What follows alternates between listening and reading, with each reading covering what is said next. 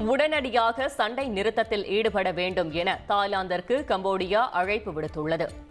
எல்லை பிரச்சினையால் இரு நாடுகள் இடையே மோதல் ஏற்பட்டுள்ள நிலையில் நிபந்தனையற்ற சண்டை நிறுத்தம் மேற்கொள்ள தாய்லாந்திற்கு ஐநா சபை மூலம் கம்போடிய தூதர் அழைப்பு விடுத்துள்ளார். அமைதியான முறையில் பேச்சுவார்த்தை மூலம் தீர்வு காண தாங்கள் விரும்புவதாகவும் ஐநா சபையில் நடைபெற்ற பாதுகாப்பு கவுன்சில் மீட்டிங்கில் கம்போடியா தெரிவித்துள்ளது. தாய்லாந்தில் 8 மாவட்டங்களில் ராணுவ ஆட்சி அமலுக்கு வந்துள்ளது. எல்லை பிரச்சினை தொடர்பாக தாய்லாந்து கம்போடியா இடையே மோதல் வெடித்துள்ளது. இரு நாட்டு ராணுவமும் பரஸ்பரம் தாக்குதலில் ஈடுபட்டதால் அங்கு பதற்றமான சூழல் நிலவுகிறது.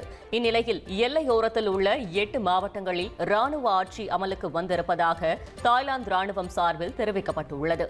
இதனிடையே கம்போடியாவில் இருந்து தாய்லாந்து தூதரக அதிகாரிகள் தங்கள் சொந்த நாட்டிற்கு பாதுகாப்பு நடவடிக்கையாக திரும்பியுள்ளனர்.